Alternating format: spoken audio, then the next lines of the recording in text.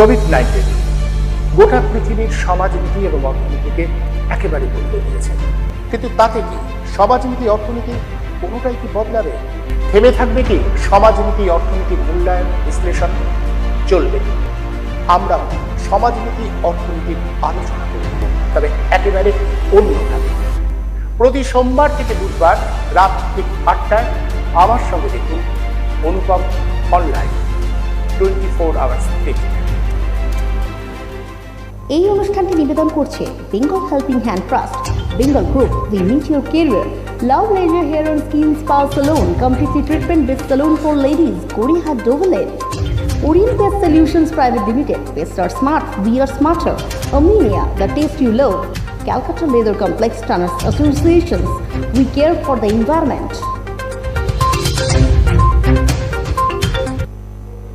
নমস্কার, 24 আওয়ার্স টিভিতে আপনাদের সবাইকে স্বাগত। শুরু করছি আজকের অনুপম অনলাইন। ঠিক পুজোর প্রাক মুহূর্তে দাঁড়িয়ে রয়েছি আমরা। অন্যান্য বছর হলে এই সময় পুজোর উৎসাহ উদ্দীপনায় মেতে উঠবার জন্য মানুষকে উৎসাহ দেওয়া যেত, কিন্তু এবছরটা একদম অন্যরকম। এবছর বারবার করে বলতে হচ্ছে দূরত্ব বজায় রাখুন, সাবধানতা অবলম্বন করুন। চিকিৎসক থেকে বিশেষজ্ঞ সবাই এই একই কথা, এই একই সতর্কবার্তা শোনাচ্ছেন মানুষকে। আমরাও তাই মনে করি এই বার্তাটা দেওয়াটা খুব দরকার। পুজো বারবার আসবে, কিন্তু মানুষের কাছে মানুষের জীবন বোধহয় অত্যন্ত মূল্যবান। আমাদের প্রশাসন, আমাদের সরকারকে আমরা অনেক দিন ধরেই চিনি, তাদের অভ্যাস সম্পর্কেও আমাদের ধারণা খুব পরিষ্কার। আমাদের দেশের রাজনৈতিক দলগুলোর কাছে নাগরিক মানে শুধু একটা সংখ্যা, একটা ভোট, কিন্তু নাগরিকের নিজের কাছে তার জীবনের মূল্য অনেক। আমরা অন্তত এখানেই বারবার করে নাগরিককে বলতে চাইব যে নিজেদের সচেতনতা দিয়েই নিজেদের রক্ষা কবচ তৈরি করুন। কারণ আমরা দেখেছি পুজোকে কেন্দ্র করেও একটা রাজনীতির আবহ ক্রমশ শুরু হয়ে যায়। পুজোকে কেন্দ্র করে যেভাবে রাজনীতির আবহ শুরু হয়েছে, তাতে গতকাল আদালত রাশ টানবার একটা প্রয়াস করেছিল। আদালত বলেছিল যে পুজোয় এবার যেন প্যান্ডেলে কেউ না ঢোকেন, কিন্তু আজই আমরা যেটা খবর পাচ্ছি যে পুজো কমিটিগুলো একটা ফোরাম তৈরি হয়েছে, তারা ইতিমধ্যে এই রায়ের বিরুদ্ধে আবার আইনের দ্বারস্থ হয়েছে। ফলে এই চাপানো তো চলতেই থাকবে, আমরা সেদিকে যাব না। আমরা এবার একটু অন্য রকম করে সচেতনতার বলয় তৈরি করব, নিজেদের মতো করে, নিজেদের জীবন নিজেদের মতো করে বাঁচাবার জন্য আমরা কিছু সতর্কতা অবলম্বন করব, এবং সেই লক্ষ্যেই আমরা আমাদের আজকের অনুষ্ঠানের শিরোনাম সাজিয়েছি এইভাবে, সচেতনতাই হোক রক্ষা কবচ। হ্যাঁ, নিজেদের সচেতনতা দিয়েই আমরা নিজেদের রক্ষা কবচ তৈরি করব। আসুন এই বিষয়ে আলোচনা করবার জন্য এই মুহূর্তে যারা আমাদের সাথে সংযুক্ত হয়েছেন তাদের সকলের সাথে পরিচয় করিয়ে দিই। আমাদের সঙ্গে রয়েছেন অধ্যাপক রাজা গোপাল ধর চক্রবর্তী, আমাদের সঙ্গে রয়েছেন পিউ ব্যানার্জি, শিক্ষিকা, আমাদের সঙ্গে রয়েছেন রূপান্বিতা রায়। রূপান্বিতা সামাজিক মাধ্যমে লেখালেখি করে, একসময় সাংবাদিকতার ছাত্রী। আমাদের সঙ্গে যুক্ত হবেন কিছু সময়ের মধ্যেই ডাক্তার অরিন্দম বিশ্বাস। আমরা প্রত্যাশা করছি তিনি কিছু সময়ের মধ্যেই আমাদের সঙ্গে আসবেন।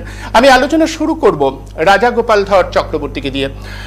রাজা গোপাল বাবু, যে বিষয়টা নিয়ে আজকে আমরা আলোচনা করতে চাইছি, যে সচেতনতা দিয়েই আমরা যদি আমাদের রক্ষা কবচ তৈরি করতে পারি, কারণ আমরা বারবার দেখেছি, আপনিও দেখেছেন, আপনি সচেতন মানুষ, বারবার করে দেখেছেন যে পুজো শুধুমাত্র ধর্মীয় আবেগ নয়, তার সাথে অনিবার্যভাবে জুড়ে গেছে রাজনীতি।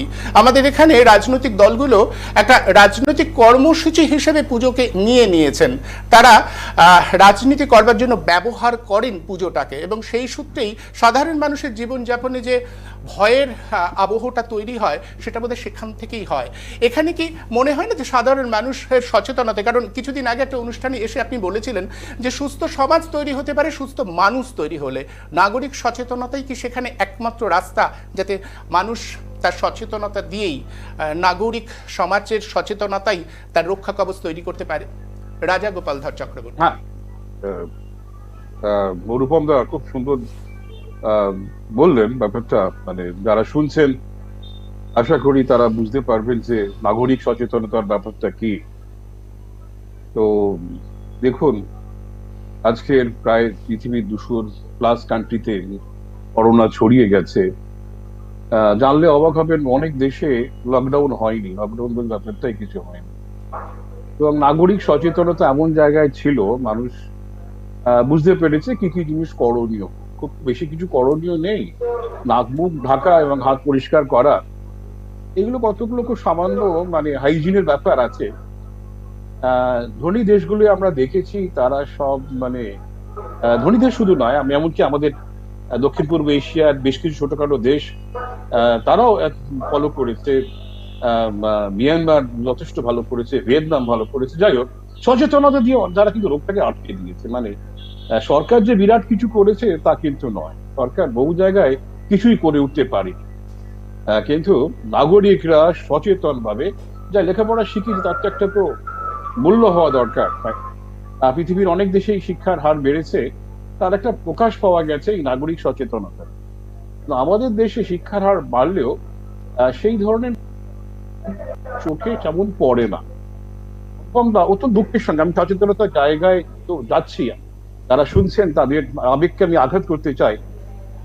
দেখুন, খুব কষ্ট হবে বলি যে এই রোগটা যেটা রোগটা ছড়ায় হচ্ছে যে নাক মুখের মধ্য দিয়ে, আমাদের মুখের থুথু লালা ইত্যাদি থেকে ছড়িয়ে পড়তে পারে, যার জন্য আমরা মানে মুখে ওই মুখটা ঢেকে রাখি। কিন্তু মানে থুতু ফেলাটা অভ্যেসটা আমাদের যায়নি।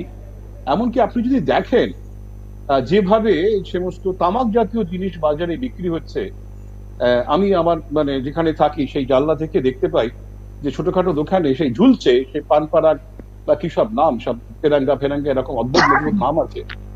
সেই নামের প্যাকেট গুলো সকালবেলা আসে, বিকেলের মধ্যে সব শেষ হয়ে যায়, এবং এগুলো প্রত্যেকটাই মানে স্যালিভা তৈরি করে। এগুলো যেগুলো জিনিসগুলো মানুষ খায় প্রচন্ড স্যালিভা তৈরি করে, এবং তার ফলে তারা শুধু ফেলবেই রাস্তাতে, কিন্তু কেউ চেষ্টা করে।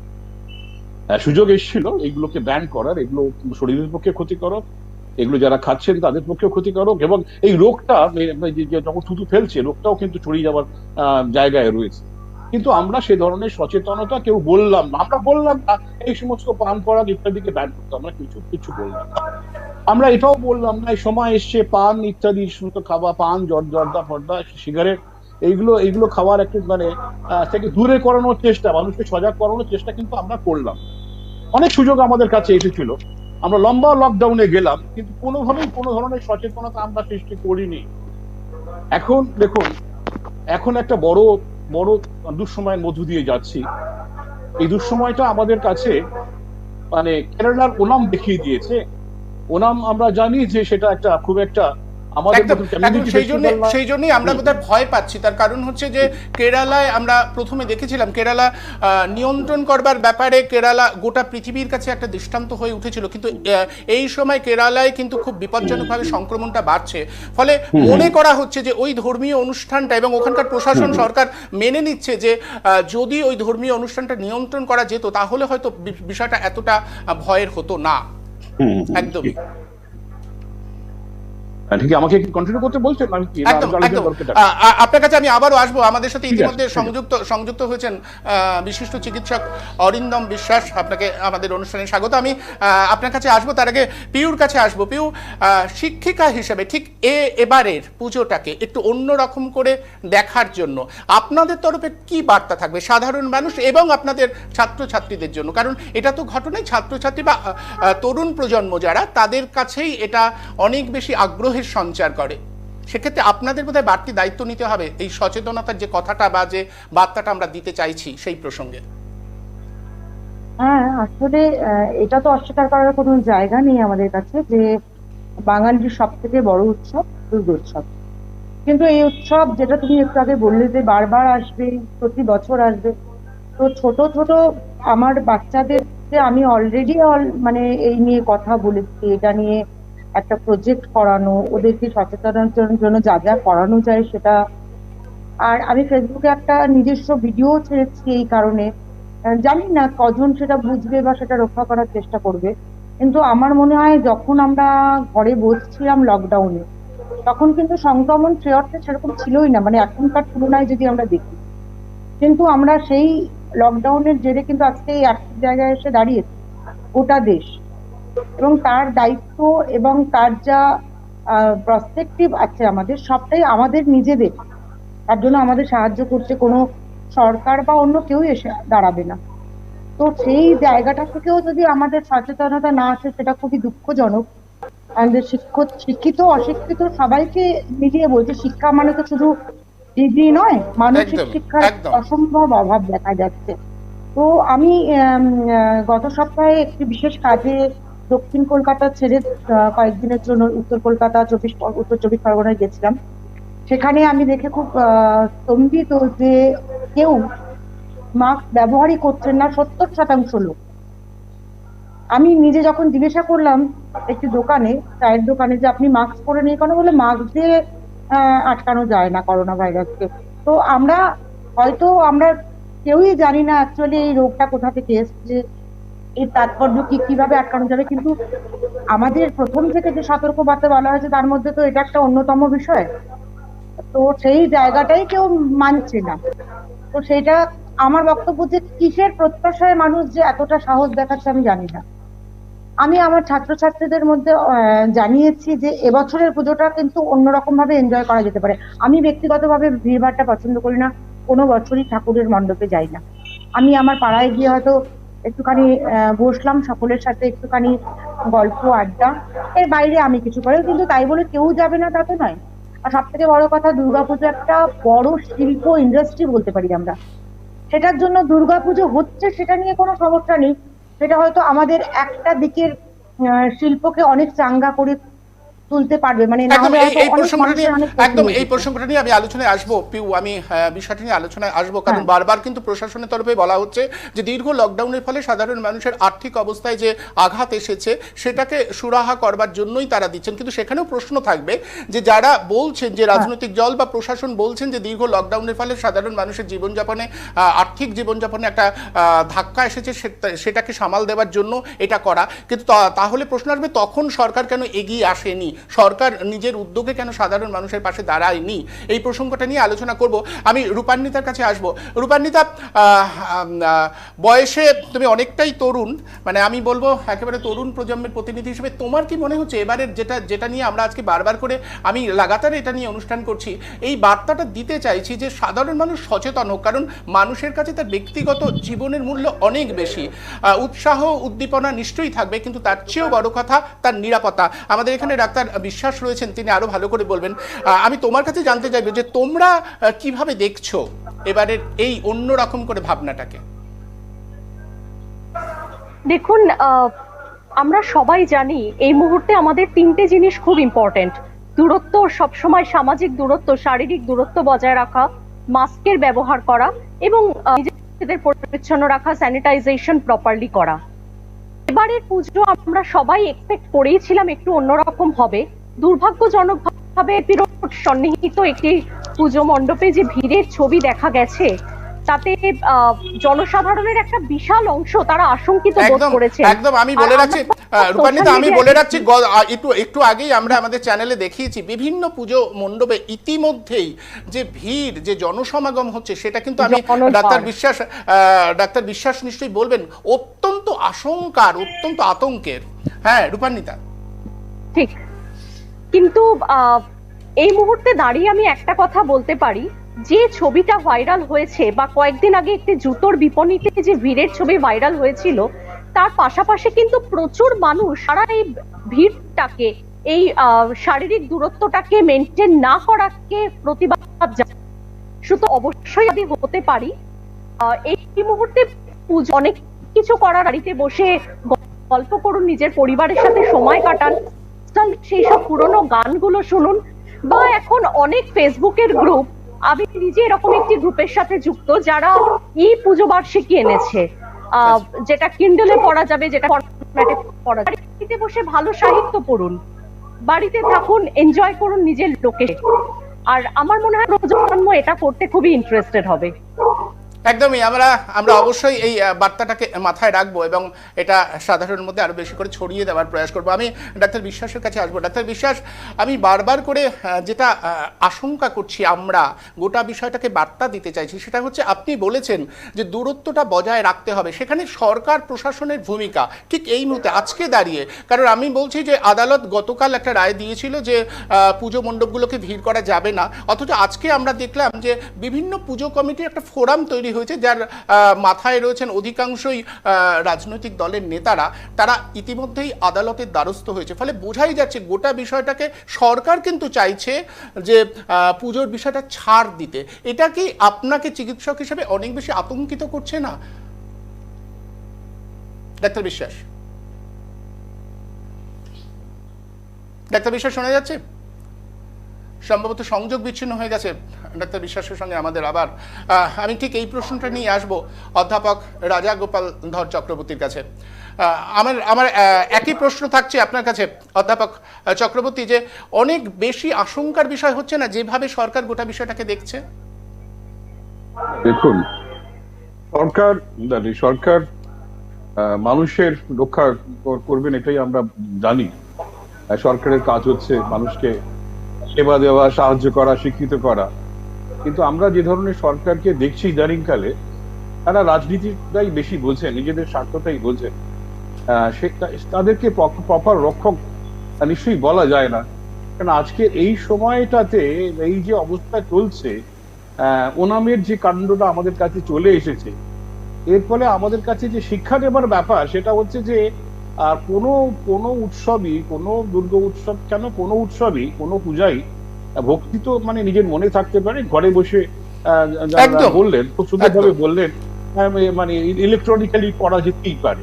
এখন তার জন্য মণ্ডপে গিয়ে হইচই বাঁধানো এবং বলে দেবো দ্বিতীয়ার পর থেকে আমি সব ছেড়ে দিচ্ছি, পুলিশ দেখবে, এই যে মানুষকে একেবারে আমোদ প্রিয় করে ধরা, যে এত সুন্দর, সবচেয়ে বড় কথা অনুপমটা খেয়াল রাখতে হবে, যে ধরনের প্যান্ডেল তৈরি হয়েছে, এই যে এত সুন্দর প্যান্ডেল, এত সুন্দর প্রতিমা, এত সুন্দর লাইটিং, এইগুলো আপনি করেছেন, এগুলো আপনি আটকাতে পারবেন না। এইগুলো ওইখানে আটকানো উচিত ছিল, একদম সেগুলো তৈরি হয়ে গেছে।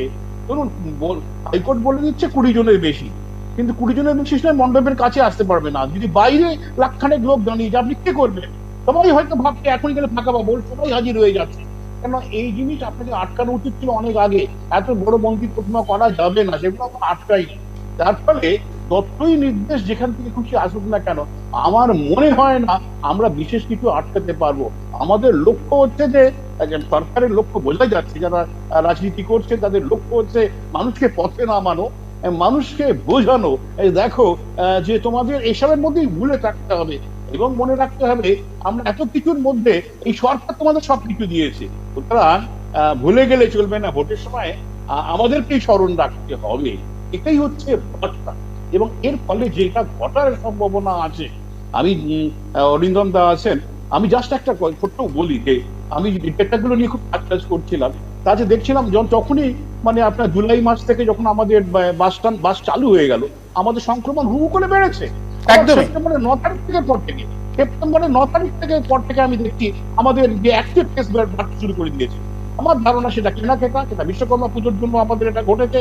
এবং এটা যিনি বলছিলেন যে কোন একটা জুতোর বিপণী বিরাট সংখ্যক যে মানুষ বেরোচ্ছেন, তার ফলে এবং আটকাতে পারবেন না। আমি বলে দিচ্ছি যত একদম আজকে সংক্রমণের সংখ্যা প্রায় 4000, আমাদের কাছে এখন যা তথ্য তাতে প্রায় 4000-এর ছুঁয়ে ফেলেছে এবং আমাদের আশঙ্কা যে এরপরে 3900 ছাড়িয়ে গেছিল, 4000 হতে আর কি বাকি আছে।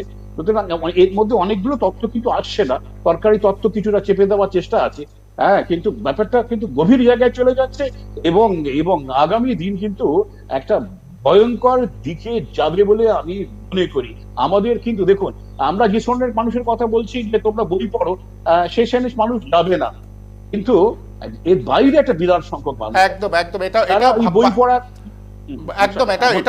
এটাও ভাববার মতো। আমি আবারও আপনার কাছে আসবো। আমি চেষ্টা করব ডাক্তার অরিন্দম বিশ্বাসের সাথে কথা বলতে। সংযোগ স্থাপন করা গেছে কিনা আমি একটু দেখি। ডাক্তার বিশ্বাস শোনা যাচ্ছে? এখনো পর্যন্ত তার সাথে সংযোগ স্থাপন করা যায়নি। আমি পিউর কাছে ঠিক এই প্রশ্নটা নিয়েই আসবো। পিউ, যে কথা অধ্যাপক চক্রবর্তী বললেন যে খুব ভেবে দেখার মতো, যে সংক্রমণটা ক্রমশ বাড়ছে, অথচ আমাদের সরকার, যারা আমাদের নিরাপত্তার দায়িত্বে, যাদের দায়িত্ব হচ্ছে আমাদের নিরাপত্তা দেওয়া, বোঝানো, তারা ক্রমশ দায়িত্ব ছেড়ে দিচ্ছে এবং এমনভাবে গোটা বিষয়টা দাঁড়াচ্ছে যে তারা মনে করছে রাস্তায় লোক নামিয়ে নিজেদের, যেটা ইঙ্গিত করতে চাইলেন অধ্যাপক চক্রবর্তী, যে আসলে নিজেদের শক্তির প্রদর্শন, পুজোকে কেন্দ্র করে যদি শক্তির প্রদর্শনটা বড় হয়ে ওঠে তাহলে তো খুব বিপদের কথা, বিশেষ করে যাদের রক্ষাকর্তা হবার কথা ছিল। পেউ, হ্যাঁ, রক্ষাকর্তা তো হওয়ার কথা, মানে সরকার, আমি তো অন্তত নাগরিক হিসাবে সেটা এক্সপেক্ট করি না। কিন্তু মেন ব্যাপার হচ্ছে, শুধু দেখো, যারা পুলিশ, এত পুলিশ, যদি দায়বদ্ধতার কথা বলি, দায়িত্বের কথা বলি, যারা ডিউটি করবে তাদেরও পরিবার আছে, তাদের কথাও কিন্তু সরকার ভাবলো না। তারা তাদের রুজি রোজগার বা তাদের চাকরির সূত্রে হয়তো করতে বাধ্য।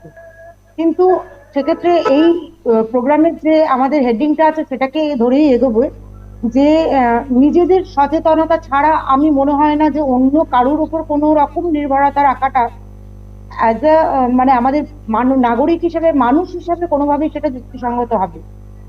এবং আমি মনে করি আমরা একজন যদি করি সেটা আরেকজনকে আমরা সেটাকে বলতে পারবো। আমি যদি নিজেই সেই জিনিসটা ফলো না করি, আমি তো এক্সপেক্ট করতে পারি না যে আরেকজন সেটা কেউ আমার কথাটা শুনবে।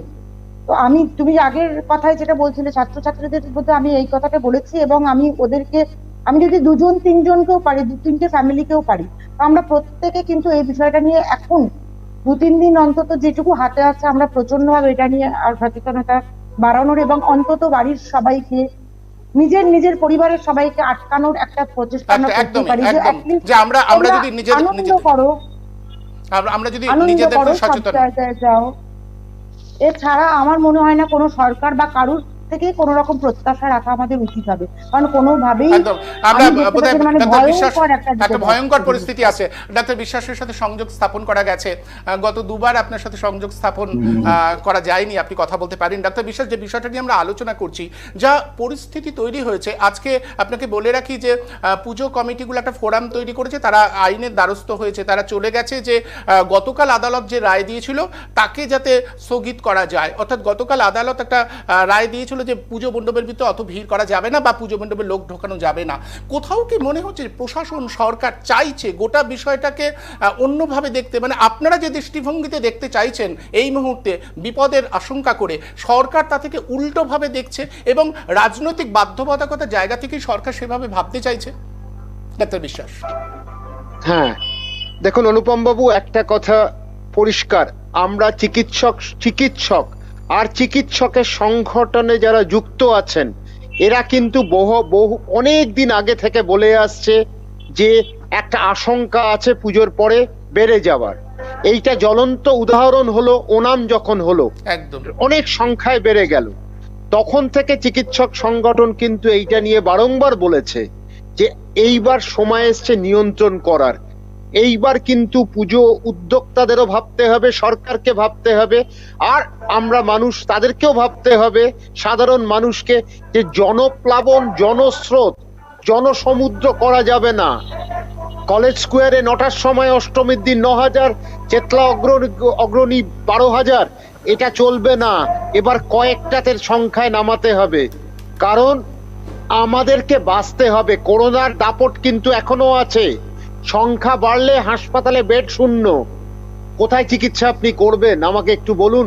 সেই জন্যই চিকিৎসক সংগঠন চিকিৎসার আঙ্গিকে চিকিৎসক হিসেবে আর সমাজের একজন বসবাসকারী হিসেবে এই কথাগুলো তুলে ধরেছে বহুদিন ধরে। সবচেয়ে যেটা দুঃখের বিষয়, আদালতকে আসতে হলো, হস্তক্ষেপ করতে হলো এই বিষয়ে, যেখানে সরকারকে করার কথা। সরকার কেন ভয় পায়? কাকে ভয় পায়? আরেকটা রাজনৈতিক দলকে ভয় পায়? আমরা এবার স্বাস্থ্য নিয়ে আলোচনা করি, অর্থনীতি নিয়ে আলোচনা করি, ভুলে যাই ধর্ম। আমি আবার একটা কথা বলছি চিকিৎসক হিসেবে, যেখানে জনপ্লাবন হবে, জনসমাগম হবে, সেটা ধার্মিক হোক, রাজনৈতিক হোক, বন্ধ করতে হবে। কারণ আগে আমরা করোনা মুক্ত হই, আগে প্রতিষেধক আসুক। আজকে সন্ধ্যেবেলা 6টার সময় আমরা শুনলাম একজনের বক্তব্য, তিনি এই কথাই বললেন, তিনিও কিন্তু একই কথা বললেন যে করোনা এখনো চলে যায়নি, আমাদের সাবধান হতে হবে। তো আমাদের নিজস্ব মানুষ সবাইকে কিন্তু সতর্ক বার্তাগুলো মেনে চলতে হবে। আবার আমি আগেও বলেছি আপনার চ্যানেলে, 5,000 টাকার বাজার করে 5 লক্ষ টাকা বাজার গিয়ে বেসরকারি হাসপাতালে করব না। এটা কিন্তু আমাদের ভাবতে হবে, এটা বাস্তব। আজকে খরচটা একটা ঊর্ধ্ব সীমায় চলে গেছে। কোথায় চলে গেছে খরচ? সেখানে কি আর অনেক একটা বিষয় শোনা যাচ্ছে যে এই খারাপ। হ্যাঁ শোনা যায় আমার কথা শোনা যায়? হ্যাঁ বলুন। হ্যালো, কথা অনেকে দেখলাম খুব মানে ভীষণ মন খারাপ হয়ে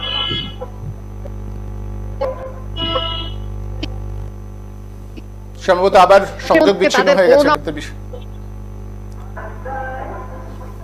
আবারও আসবো আমি ডাক্তার বিশ্বাসের কাছে। আমি মাঝে মাঝে সংযোগ বিচ্ছিন্ন হয়ে যাচ্ছে ডাক্তার বিশ্বাস, আপনার শেষ কথাগুলো শোনা যায়নি। আমি আপনার কাছে আবারও আসবো, আমি রূপান্বিতার কাছে আসবো। রূপান্বিতা, অধ্যাপক চক্রবর্তী একটা প্রসঙ্গ উত্থাপন করেছেন যে এই যে বাড়িতে বসে বই পড়ার কথা বলা হচ্ছে এবং আমরা যে সচেতনতার বার্তাটা দিচ্ছি সেটা একটা অংশের মানুষের পক্ষে মানা সম্ভব, কিন্তু এর বাইরে যে বিপুল অংশের মানুষ রয়েছে তাদের সচেতন করা, তাদের নিয়ন্ত্রণ করার দায়িত্বটা যদি প্রশাসন না নেয়, যেটা খুব সঠিকভাবেই অধ্যাপক চক্রবর্তী উল্লেখ করলেন, যদি প্রশাসন না নেয় তাহলে হয়তো তাদের নিয়ন্ত্রণ করা যাবে না। কারণ গ্রামান্তরে যদি দেখা যায়, যেটা উনি বললেন যে এত সুন্দর করে মণ্ডপ সাজানো হয়েছে এবং আমি রাস্তায় আস্তে আস্তে দেখছিলাম বিভিন্ন জায়গায় লাইট জ্বলে উঠেছে, যেভাবে সাজানো হয় সেভাবেই সাজানো হচ্ছে। এই আয়োজনটা করে তারপরে মানুষকে আসতে না দেওয়ার কোনো ইয়ে তো হতে পারে না। ফলত গোটা বিষয়টা যেখানে দাঁড়িয়ে রয়েছে যে প্রশাসনই বোধহয় একটা ফাঁদ তৈরি করছে, ফলে আশঙ্কা এবং ভয়ের জায়গাটা তো সেখানেই। রূপান্বিতা, ঠিক তাই। প্রশাসন যদি সচেতন না হন, সরকার থেকে যদি একটা কড়া নির্দেশ না আসে এবং যদি সাধারণ মানুষ যদি আজকে 5-6 মাস ধরে এই সিচুয়েশন চলছে সব জায়গায় এবং আমরা সেই পরিস্থিতির শিকার, তো সবাই এখন গ্রামাঞ্চলে বলুন, মফস্বল বলুন এবং শহরাঞ্চল তো অবশ্যই, সবাই এখন ওয়াকিবহাল আছেন করোনা কতটা ক্ষতিকর, শারীরিক প্রয়োজনীয়তা কি, সমস্ত কিছুর ব্যাপারে। এখন সচেতনতাটা আসতে হবে খুব ভেতর থেকে। আমি একটা ছোট্ট এক্সপিরিয়েন্স শেয়ার করতে চাই স্যার।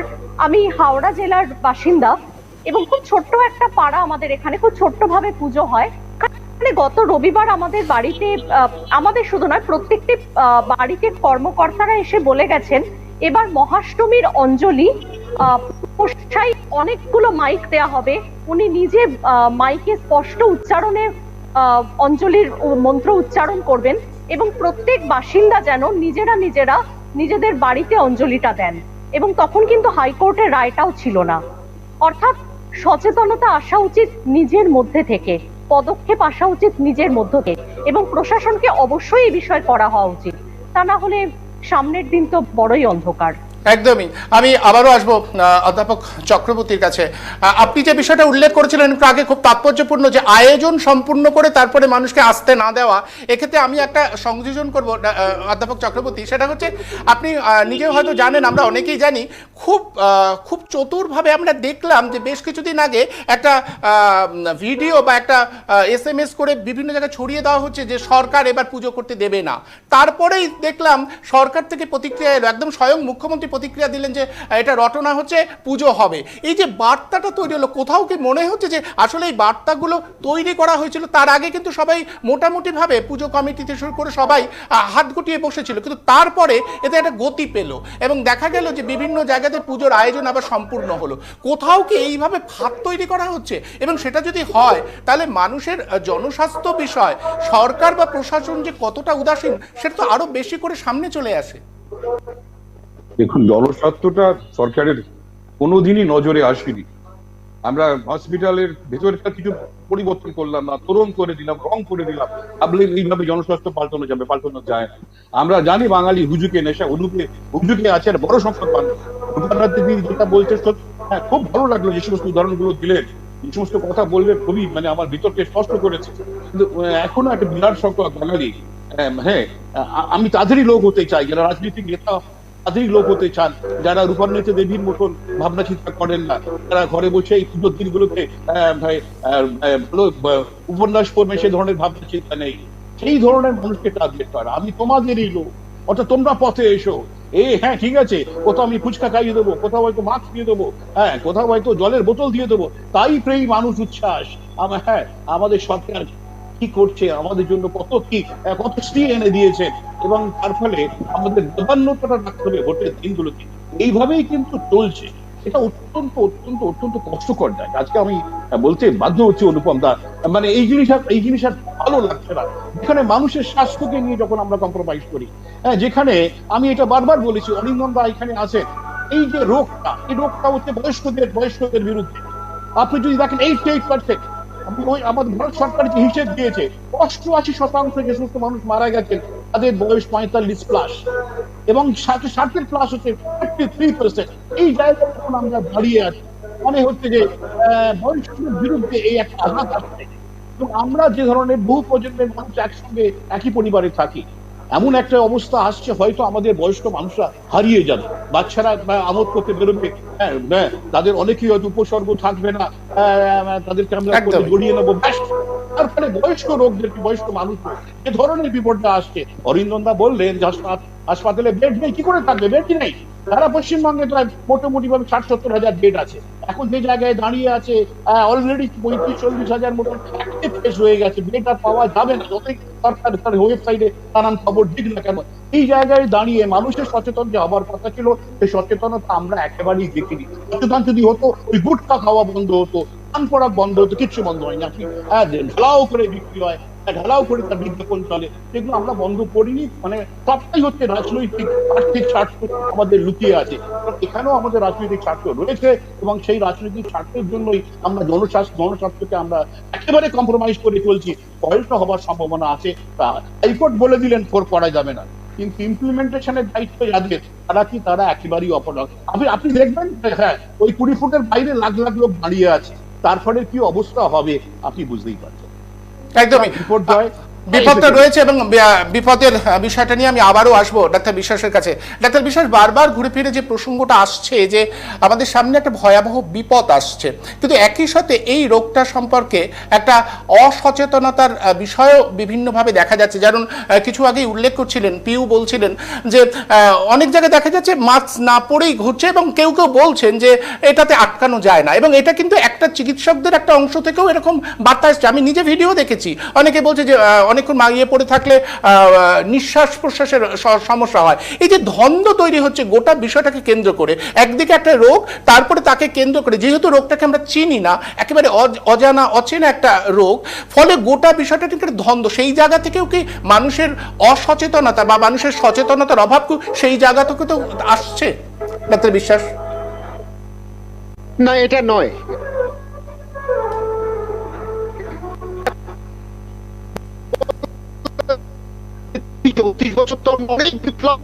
দেখেছি, সাথে সাথে আমরা একটা ইন্ডাস্ট্রিয়াল ওয়েস্টল্যান্ড দেখছি পশ্চিমবঙ্গ। এই কিছু করবো না, এরকম একটা মনোভাব আমাদের মধ্যে আছে। আরেকটা কথা বলছি খুব স্পষ্ট, এই যে মাস্কের ব্যাপারে না এরকম বিদ্রোহী কিছু লোকজন এসছে যারা এরকম ভুল কথাটা বলেছে। আপনাকে আমি একটা উদাহরণ দিই। আজকে গ্রিসে এই উদাহরণ কেউ দিয়েছিল, এরকম রোটে এরকম ঘটনা ঘটেছিল যে আমরা মাস্ক পরবো না, প্রতিবাদ হয়েছিল যে মাস্ক পরবো না। তখন কিন্তু গ্রিসের ডাক্তাররা রাস্তায় রাস্তায় নেমে মাস্কের অক্সিজেন কনসেন্ট্রেশন, কার্বন ডাই অক্সাইডের কনসেন্ট্রেশন মেপে মানুষকে দেখিয়েছেন, শিক্ষিত করেছেন যে এটা ভুল ধারণা, মাস্কের মধ্যে কিছু পোর থাকে, সেখানে এক্সচেঞ্জ হবে। সুতরাং আপনাদের কার্বন ডাই অক্সাইড কখনোই বাড়বে না, ব্রেনে চলে যাবে না, অক্সিজেনের মতনই থাকবে। শুধু আপনাকে মাস্কটা টাইটলি পরতে হবে। টাইট যদি ঠিক জায়গায় মাস্কটা থাকে, করোনা ভাইরাসে আক্রান্ত আপনি, কারণ নাক আর মুখ এই ছিদ্রগুলোই তো দ্বার প্রবেশের করোনা ভাইরাসের। এই দ্বারগুলো অবরুদ্ধ করা দরকার। এই দ্বার যতক্ষণ না আপনি অবরুদ্ধ করবেন, করোনা ভাইরাস কিন্তু হেসে খেলে ঢুকে পড়বে। এই জায়গাতেই অসুবিধা। অনেকেই এই অজুহাত দিচ্ছেন, আগ্রহ দেখাচ্ছেন না। কিন্তু আমি একটা কথা বলবো, এগুলো কিন্তু রটনা, গুজব। এই গুজবে কান দেবেন না। চিকিৎসকরা বলেছে থেকে কার্বন ডাইঅক্সাইড ফেক, কিন্তু একই মানুষ করতে বলুন। একটাই হচ্ছে, আমরা আইনটা না মানার একটা ভীষণ ইচ্ছে ইচ্ছে প্রকাশ করে একটা শ্রেণীর মানুষ। নয়তো আমাকে বলুন না, লকডাউনে কে ফুটবল খেলতে বলেছিল? রাস্তাগুলোকে ফুটবল মাঠ ব্যবহার করা হয়েছিল, এটা তো ঘটেছিল, অনেকে সেটা দেখিয়েছে, অনেক চ্যানেল সেগুলোকে দেখিয়েছে। সেইখানে কেন আমরা মানলাম না? তখন তো লকডাউন ছিল, প্রশাসন অনেক করা ছিল, এখন তো প্রশাসন অনেকটা আলগা দিয়েছে। কিন্তু একই সাথে বলবো, পুজোর ব্যাপারে পরিষ্কার কথাটা বলা উচিত ছিল, আগে জীবন, তারপরে পুজো, তারপরে আনন্দ। ফুর্তির জন্য পরের বছরও আছে, করোনার দাপট কিন্তু এখনো আছে, করোনা মুছে যায়নি, করোনা কিন্তু আমাদের মধ্যেই আছে। তো করোনাকে আমাদের সামলাতে হবে, মোকাবিলা করতে হবে, নিঃশেষ করতে হবে, তারপর আমরা আবার ফিরে আসব আমাদের পুরাতন জীবনে। সেই পুরানো সেই দিনের কথা আবার নতুন করে আমরা লিখতে শুরু করব, আমরা খুশিতে মাতবো। এই জায়গাগুলো কিন্তু অনুধাবন করার বিষয়, এইগুলো বোঝার বিষয়, হৃদয়ঙ্গম করার বিষয়। এটা একটা শ্রেণীর মানুষ করছেন না। কিন্তু আমরা ব্যক্তিগতভাবে মানুষ তো সমাজ তৈরি করি, যদি মানুষ আমরা না মানি তাহলে কিন্তু কোনো সরকার কিছু করতে পারবে না। আইন ভঙ্গ হবে এবং সাথে সাথে করোনা ভাইরাস বাড়বে। তখন দেখবো কি হবে। তখন আমাদের যে সতর্কবাণী, যে সাবধানতার বাণী আমরা উচ্চারণ করেছিলাম, উল্লেখ করেছিলাম, সেইগুলো আর কাজে লাগবে না। সেটাই দুঃখের বিষয়, সেটাই হবে বিপর্যয়। আগামী দিন একটা বিপর্যয়ের দিকে যেতে পারি যদি মানুষ সচেতন না হয়। ডক্টর বিশ্বাস, আপনার কাছে আমি আরো একটা বিষয় নিয়ে আসবো একটু পরেই। সেই প্রশ্নটা আপনাকে করবো যে গোটা বিষয়টা যেখানে দাঁড়িয়ে আছে, একটা বার্তা আসছে বারবার করে যে সংক্রমণের হার এবং সুস্থ হয়ে ওঠার হার, এটার আনুপাতিক হার যদি দেখা যায় যে সুস্থ হয়ে ওঠার হারটা বেশি, তাহলে রোগটা কমে আসবে, এরকম একটা বার্তা এসেছিল এবং সেটা কিছুটা হয়েও ছিল গোটা দেশে। কিন্তু তারপরে এই উৎসব কেরল এবং আমাদের এখানে, এটা কিন্তু একটা অন্য পরিসংখ্যান আমাদের সামনে নিয়ে আসছে। সেটা কতটা ভীতির এবং সেটা কতটা ভয়াবহ হতে পারে এবং আমাদের স্বাস্থ্য পরিকাঠামো ঠিক এই মুহূর্তে কোন অবস্থায় রয়েছে, সেই বিষয়টা নিয়েও আপনার কাছে জানতে চাইবো। তবে তার আগে আমি একটু পিউর কাছে আসবো। পিউ নিজে শিক্ষকতা করেন। পিউ, আপনার কাছে যে জানতে চাইবো সেটা হচ্ছে যে আপনি নিজে শিক্ষকতা করেনি, গত কয়েক মাস ধরে করোনা একটা আবহের মধ্যে রয়েছে, বাচ্চারা যারা স্কুলে আসে তাদের মধ্যে কি কোনো রকম সচেতনতা তৈরি হয়নি? তারা কি বুঝতে পারছে না গোটা বিষয়টা একটা ভয়ের? তাদের অভিভাবকদেরও তো এটা বিষয়টা বোঝা উচিত। কোথাও কি সামান্যতম সচেতনতা জায়গাও তৈরি হয়নি, না কি হয়েছে? না, হয়েছে। বাচ্চাদের মধ্যে সচেতনতা তৈরি করাটার দায়িত্বটা কিন্তু আমাদের অভিভাবকদের এবং শিক্ষক শিক্ষিকাদেরই। তো ওদেরকে বোঝানোটা কিন্তু অনেক সহজ, যতটা অসম্ভব আমাদের পরিণত প্রাপ্তবয়স্ক মানুষদেরকে বোঝানো। এবং সেক্ষেত্রে আমি তো মনে করি একমাত্র রাজনীতিবিদদেরই বোঝাতে পারে তাদেরকে খুব সহজে। যেমন ধরো, এই একটা প্রসঙ্গ আমরা হয়তো ভুলে যাচ্ছিলাম, যে এবছর কি টাকা প্রত্যেকটা ক্লাবকে দেওয়া হয়েছে যাতে পুজোটা আরো ভালো করে অর্গানাইজ করা যায়। কিন্তু আমরা কি যখন আমাদের প্রতিষেধকটা এসে যাব তখন এরকম ভাবে সরকারের থেকে সেই সাহায্যটা পাবো যে যাদের প্রয়োজন, যাদের ক্ষমতা নেই, তাদেরকে প্রতিষেধকটা সরকার বিনা পয়সায় করতে দেবে? সেইটাও কি ততটা আর্থিক, মানে আজকে যদি এইটার জন্য টাকাটা থাকতো তাহলে কি অনেকটা বেশি সুবিধা হতো না? অন্তত কিছু সংখ্যক। একদম, এই প্রশ্নটা তো অবশ্যই আসতে পারে এবং এই প্রশ্নটা আমরা করছি যে যখন আর্থিকভাবে মানুষগুলো দুর্বল হয়ে গেছিল, যেটা বলা হচ্ছে যে আর্থিক আঘাত পেয়েছে মানুষগুলো, ফলে তাদের একটু সুরাহা দেবার জন্য পুজোর আয়োজন, এই প্রশ্ন তো স্বাভাবিকভাবে আসবে এবং খুব যুক্তিপূর্ণ প্রশ্ন যে তাহলে সাধারণ মানুষের আর্থিক সহায়তাই তো সরকার দিতে পারতো, তাদের কাছে তো আর্থিক প্যাকেজ তুলে দিতে পারতো, তাহলে তো তাদের অর্থনৈতিক অবস্থা কিছুটা সুরাহা হতো। একদমই, হ্যাঁ, সেটা হতো এবং এতটা আড়ম্বরের দরকার ছিল না। হচ্ছে কোনো অসুবিধা নেই, কিন্তু তাতে মানে এতটা আড়ম্বর না করলেও হতো। এটা আর সত্যি কথা বলতে গেলে শিক্ষক শিক্ষিকা হিসেবে বলছি, ছাত্র ছাত্রীদের কিন্তু আমি কোনোভাবেই দায়ী করতে পারি না। বিশেষত যারা যত ছোট তারা ততটাই অনুগত। যত আমরা বড় হতে থাকি, আমাদের নিজস্ব চিন্তা ভাবনা বেশি আসতে থাকে, ততই আমরা প্রভাবিত হয়ে থাকি এই সমাজ এবং রাজনীতি দিয়ে।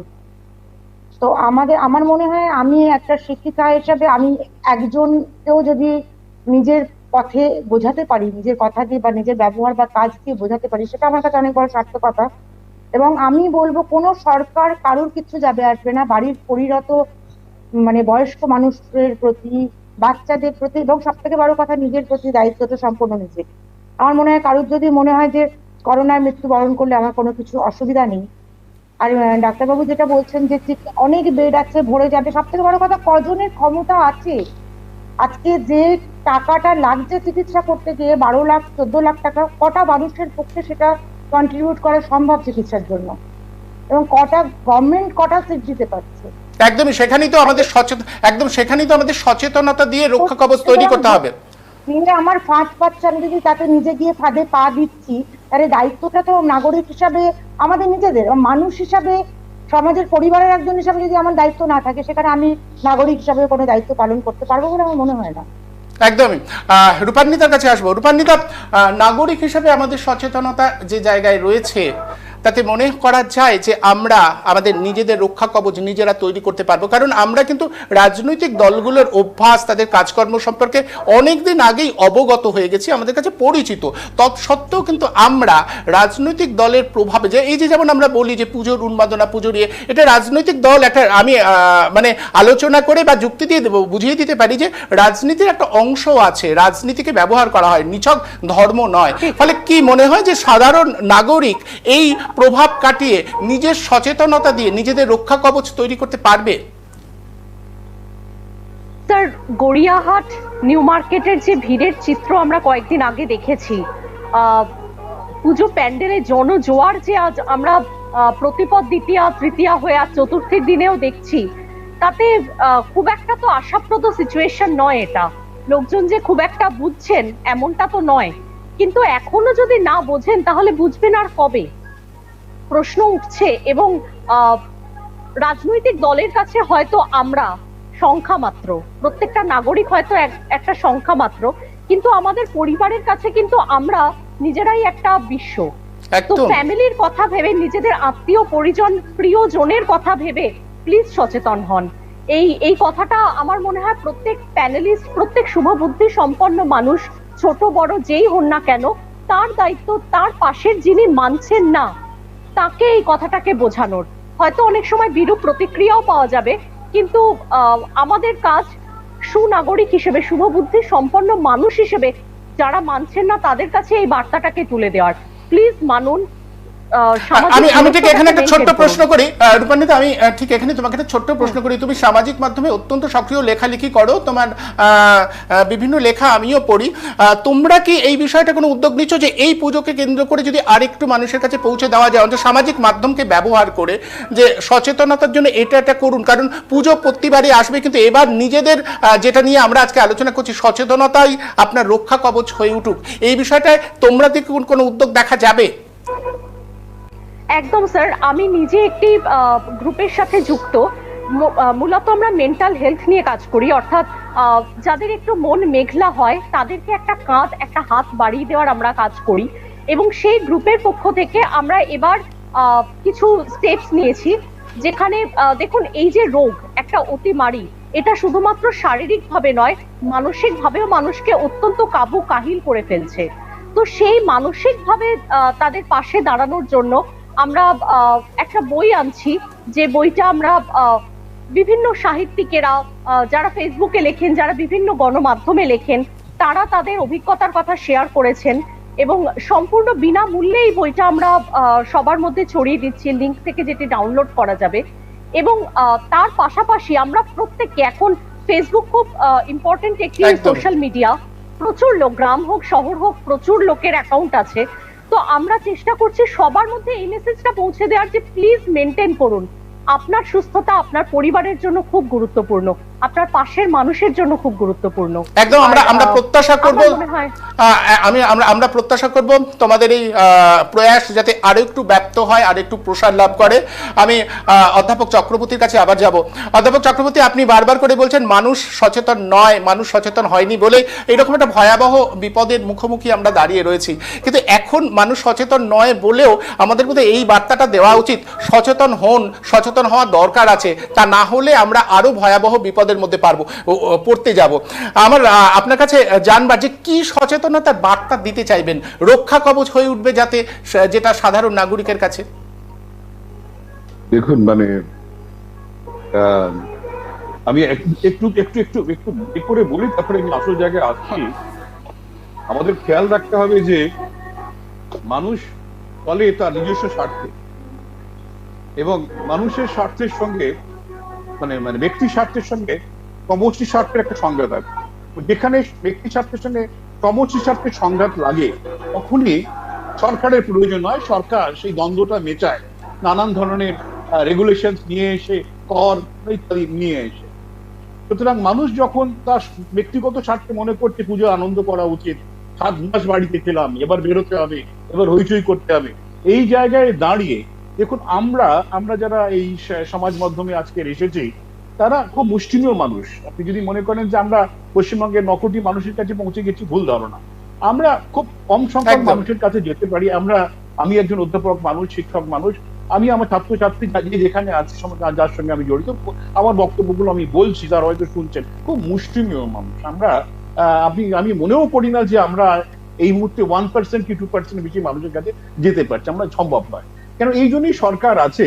এবং যারা যেটা কেউ বললেন, হয়তো পিউডি বললেন বা রূপান্বিতাদি বললেন, আমি খেয়াল করিনি, ওনাদের মধ্যে থেকেই এসে গেল যে এই যে বিরাট সংখ্যক মানুষ, আগের যদি সচেতনতা আনতে হয় তাহলে কিন্তু মানে মাস অর্গানাইজেশন লাগে, মানে গণসংগঠনের প্রয়োজন হয়, যারা মানুষের সঙ্গে যোগাযোগ করে, তারা গিয়ে বলবে। আমি কেরালায় দেখেছি, কেরালা শাস্ত্রীয় সাহিত্য পরিষদ, আমি দীর্ঘদিন কেরালায় কাজ করেছি, তারা মানুষকে গিয়ে বোঝাচ্ছে, দেখো এগুলো প্রয়োজন আছে, এগুলো অপ্রয়োজন, এগুলো দরকার আছে।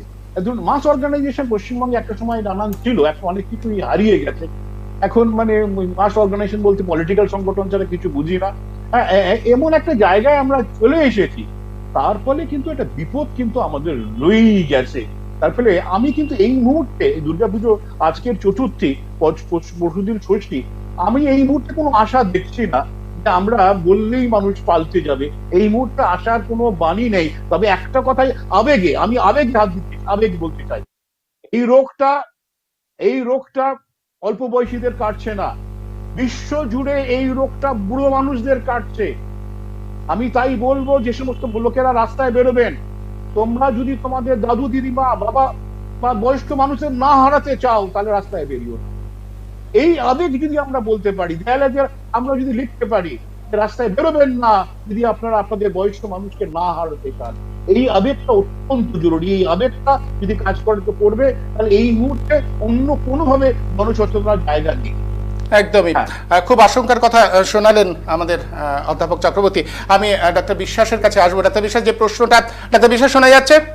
ডাক্তার বিশ্বাস শুনতে পাচ্ছেন? ডাক্তার বিশ্বাস শুনতে পাচ্ছেন? হ্যাঁ, আপনার কাছে যে প্রশ্নটা আমি করেছিলাম, যে পরিস্থিতি কোথায় দাঁড়িয়ে রয়েছে, যেটা আমরা তথ্য পাচ্ছিলাম যে সংক্রমণ এবং সুস্থ হয়ে ওঠার হার, আনুপাতিক হার, সেটার বিচারে একটা আশার আলো কিছুদিন আগে দেখা যাচ্ছিল, কিন্তু আমাদের রাজ্য এবং কেরালায় গতিটা কিন্তু একেবারে পাল্টে গেছে। ফলে কোথায় দাঁড়িয়ে আছে পরিস্থিতিটা?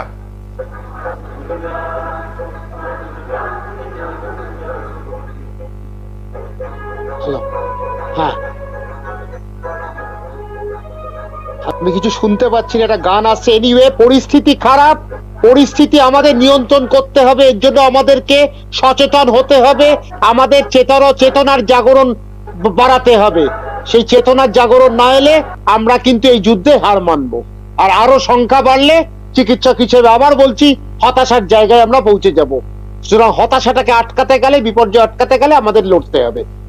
ডাক্তার বিশ্বাস, আমাদের স্বাস্থ্য পরিকাঠামো এখন কোন জায়গাতে রয়েছে? মানে কি মনে হয় যে এরপরে যদি আরো বাড়ে রোগীর সংখ্যা, তাহলে কি স্বাস্থ্য পরিকাঠামো ভেঙে পড়তে পারে? এরকম আশঙ্কাও কি থাকছে? নিশ্চয়ই হতে পারে, এটা বাস্তব। ভয় দেখাতে চাই না, কিন্তু বাস্তব কথাটা নিশ্চয়ই আমি বলবো।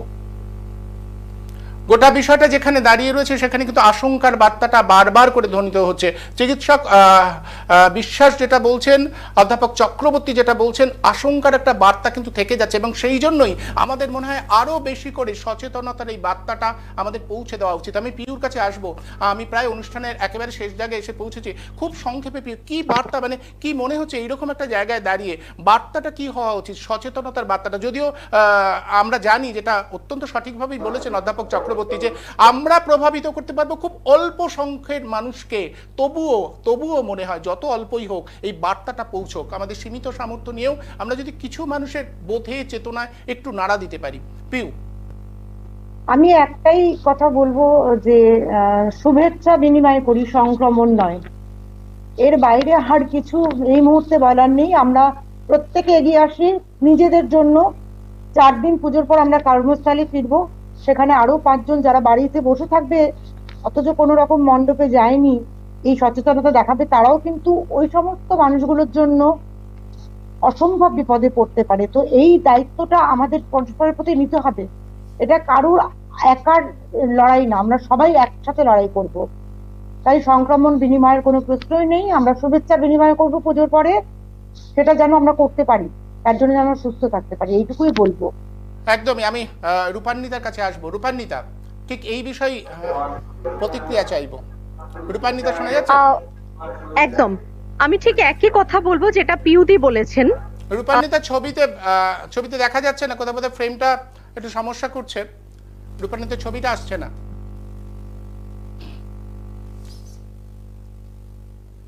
রূপান্বিতা, বক্তব্য শোনা যাচ্ছে, ছবিটা আসছে না। রূপান্বিতা,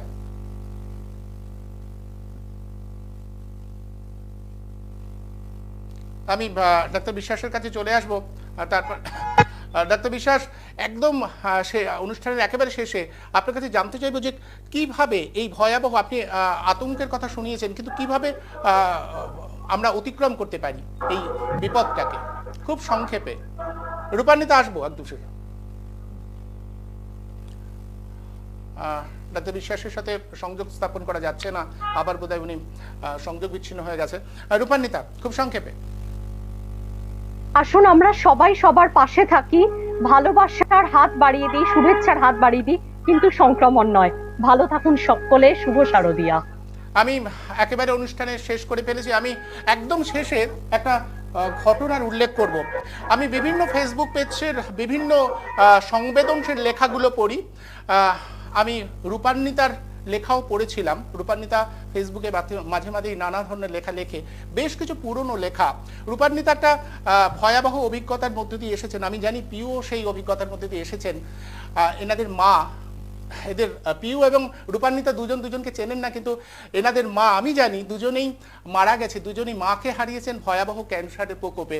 রূপান্বিতার মা মারা গেছেন ক্যান্সারে, কিন্তু সেই সময় যখন ওর মা খুব অসুস্থ, আমি ঘটনাটা এই কারণে উল্লেখ করছি যে ওর মা যখন খুব অসুস্থ, আজ থেকে বছর চারেক আগে, তখন ওই দেশপ্রিয় পার্কের বড় দুর্গা নিয়ে খুব আলোচনা চলছিল। ও সেই সময় ওর মাকে নিয়ে মেট্রোতে করে যাচ্ছিল একটা জায়গায়, খুব ভিড় হয়েছিল মেট্রোতে। ওর মা মেট্রোর আসনে বসেছিল। আচমকাই একটা স্টেশন থেকে একটি মেয়ে উঠে বোরখা পরে, এবং সেই বোরখা পরা মেয়েটা অন্যকে সরিয়ে দিয়ে, কারো পা পাড়িয়ে দিয়ে বসবার আসনের কাছে যায়, কিন্তু কোনো আসন ফাঁকা ছিল না। রূপান্বিতার মা তখন উঠে ওই মেয়েটিকে বসতে দেয়। রূপান্বিতা তাতে খুব বিরক্ত হয়। ও মাকে বলে, তুমি তো অসুস্থ, তোমার তো দুটো কেমো নেওয়া হয়ে গেছে, তুমি এই মুহূর্তে ওই মেয়েটাকে, তখন ওর মা ওকে চুপ করতে বলে তুই চুপ কর। ওই মেয়েটিকে বসতে দেয় এবং ওই মেয়েটি বসে। ততক্ষণে আশেপাশের বেশ কিছু মানুষজন ওই মেয়েটির, যেহেতু বোরখা পরে আছে, তার ধর্ম নিয়েও কটাক্ষ করতে শুরু করেছিল। তারপরে যখন বেরিয়ে আসে স্টেশন থেকে নাম্বার পরে, রূপান্বিতার মাকে জিজ্ঞাসা করে, তুমি অসুস্থ শরীরে এভাবে দাঁড়িয়ে পড়লে, বসতে দিলে? রূপান্বিতার মা রূপান্বিতাকে বলেছিল যে তুই দেখিসনি ওই মেয়েটি অন্তঃসত্ত্বা, ও বসবার জন্য খুব ছটপট করছিল, অসুস্থ বোধ করছিল। আমার জীবনে তো শেষ হয়ে এসছে, কিন্তু ওর মধ্যে তো দুটো জীবন আছে। রূপান্বিতা লিখেছিল যে আমি চারপাশে শুনছিলাম, তখন বড় দুর্গা নিয়ে সবাই আলোচনা করছে, কিন্তু আমি আমার চোখের সামনে ওই সমস্ত আলোচনার কানের মধ্যে ঢুকছিল না। আমার মনে হচ্ছিল আমার চোখের সামনে সবচেয়ে বড় দুর্গাকে আমি দেখছি, আমার মাকে। আমি ঘটনাটা এই জন্যই উল্লেখ করলাম, যদি আমরা পাথরের প্রতিমা বা মাটির প্রতিমা দেখবার জন্য ভিড় না বাড়িয়ে মানুষের মধ্যে দেবতাকে খুঁজতে চাই, মানুষের মধ্যে দেবতাদের খুঁজে পেতে চাই, মানুষের মধ্যে যে দেবত্ব আছে, যে মহত্ব আছে, সেটাকে দেবতা বলে খুঁজতে চাই, তাহলে হয়তো এই ভয়াবহ সামাজিক অবস্থা থেকে আমরা পরিত্রাণও পেতে পারি, এবং সেখান থেকে বোধহয় আমরা সচেতনতার অন্য একটা পাঠও নিতে পারি। এখানে অধ্যাপক চক্রবর্তী রয়েছেন, চিকিৎসক রয়েছেন, এবং পিউ রয়েছেন শিক্ষিকা। আমি জানি না এই পাঠ নেবার ব্যাপারে তারা আমার সাথে একমত হবেন কিনা, কিন্তু তবুও মনে হয় আমাদের বোধহয় এই বিষয়টাকে অন্যরকম পাঠ দিতে পারে। আমি আলোচনা আজকে এখানেই শেষ করছি, এবং একই সাথে প্রার্থনা করছি সবার কাছে, মানুষের মধ্যে মহত্ব বা দেবত্বকে চিহ্নিত করতে চান, মানুষের দেবত্বকে ছুঁতে চাইবার চেষ্টা করুন। তাহলে হয়তো সেই সচেতনতা দিয়েই আমাদের কোনোভাবে রক্ষা কবচ তৈরি হবে নিজেদের নিরাপত্তার। সবাই খুব ভালো থাকবেন, সঙ্গে থাকুন, দেখতে থাকুন 24 আওয়ার্স টিভি। আপনারা দেখছেন আপনাদের প্রিয় চ্যানেল 24 আওয়ার্স টিভি, সবার পাশে সব সময়।